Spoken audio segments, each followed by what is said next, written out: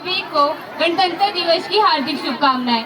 मैं Manjeet Lord Krishna international school की छात्रा आप सभी को कृत्रिम बुद्धिमत्ता के बारे में बताना चाहती हूँ।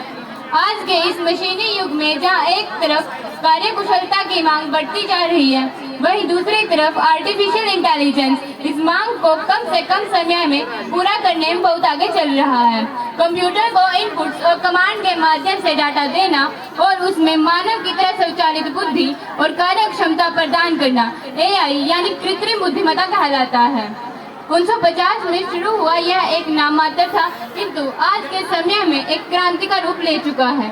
उस समय जॉन मैकार्थी ने शायद ही सोचा होगा कि हम आगे चलकर इस विषय पर भी चर्चा कर रहे होंगे कि मशीन को दी गई बुद्धिमत्ता कहाँ तक सही है, इसके लाभ और हानियां क्या क्या हो सकती हैं।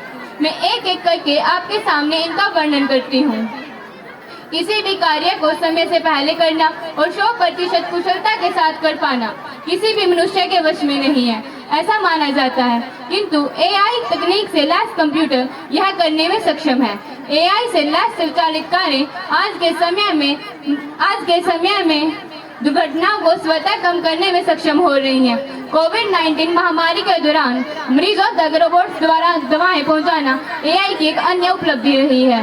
साथ ही साथ सोफिया नाम के रोबोट का इंसानों की तरह रह पाना AI की वजह से ही संभव हो पाया है, परंतु इसके विपरीत इसके साथ जुड़ी कुछ समस्याएं भी हैं। जैसा कि एक कार्यक्रम में बोलते समय भारतीय प्रधानमंत्री ने भी कहा था कि इस तकनीक के इस्तेमाल से जहां हर काम आसान होते जा रहे हैं, वहीं इसका एक गलत उपयोग मानवता के लिए बड़ा खतरा भी सिद्ध हो सकता है। ऐसा कहते समय वो डीप फेक का नाम लेना नहीं भूले, जिसके माध्यम से सोशल मीडिया पर हजारों ऐसे वीडियोस वायरल हैं जिन पर किसी और के चेहरे और किसी और की आवाज को बदला गया है। यही नहीं, सोच कर देखिए, अगर हम मशीन ऐसी ला सकते हैं जो मानव से अधिक कुशल है, तो बेरोजगारी कहां तक बढ़ जाएगी। और इसमें सुरक्षा की भी कोई गारंटी नहीं है, क्योंकि मशीन हैक करना आज के समय ज्यादा मुश्किल कार्य नहीं है।